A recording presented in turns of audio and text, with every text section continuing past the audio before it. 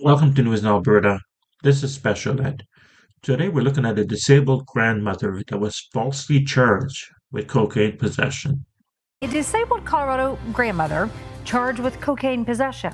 Tonight, she's speaking out about the drug test police used as evidence, a test that is notoriously unreliable. Your political reporter, Sean Boyd, is here with the story. Sean, state lawmakers now taking action on this. Yeah, and with good reason. Research shows that this test, called a colorimetric drug test, is wrong about 40% of the time.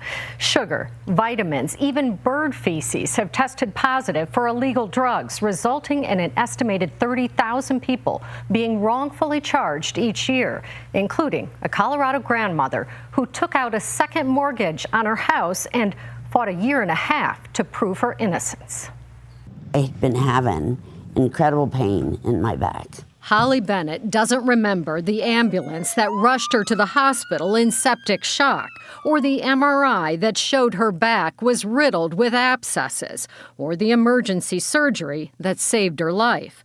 All she remembers is waking up to a Boulder police officer. He says, "I'm giving you a ticket for possession of cocaine."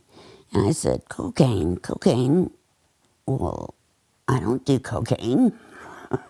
And he said, "That's what was in your purse." Bennett says the hospital found a prescription drug crushed in her purse and turned it over to police, who, using what's known as a colorimetric field test, determined it was cocaine.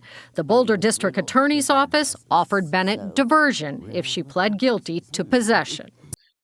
Now they're using these tests that are wrong 40% of the time just because it's easier, and they charge a bunch of innocent people with drug possession, hoping that they just cop plea.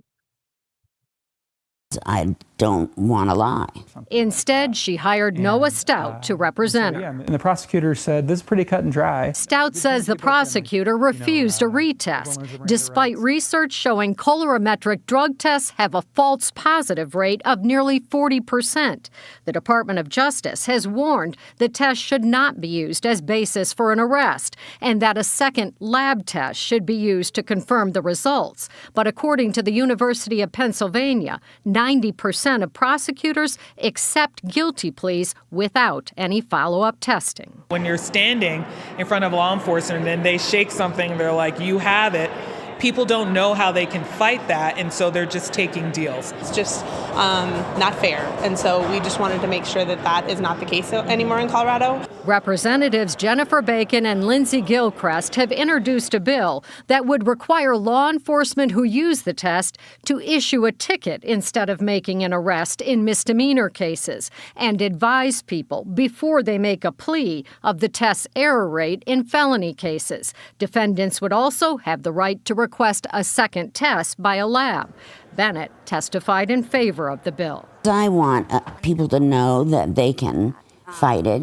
They should be able to demand a retest without having to hire a lawyer. Stout says Bennett got a second test only after she agreed to pay for it. It showed the substance in her purse was a prescribed medicine. So this disabled grandmother had to take a second mortgage to pay for a lawyer to defend herself. Plus, she had to pay for the testing herself to show that she's innocent. Not cocaine. Holly, stood up and fought for what was right. What I'm terrified of is there are people who don't have the resources, the tenacity of Holly, who might just be pressured into taking a plea bargain. Ultimately, Bennett didn't have to pay for the second test, but the year and a half ordeal took a toll on her finances and her health.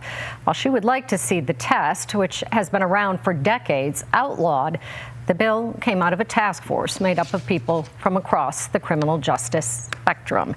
It will be named Holly's Law if it passes, and it has already made it out of the House and today passed a Senate committee with no opposition, which is good.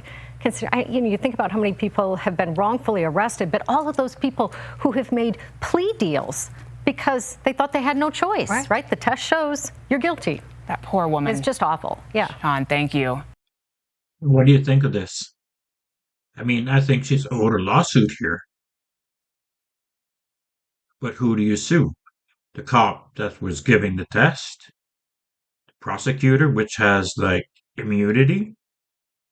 Like, this is absolutely nuts. What do you think of this? Let me know in the comments. Please like, share, and subscribe. Thank you.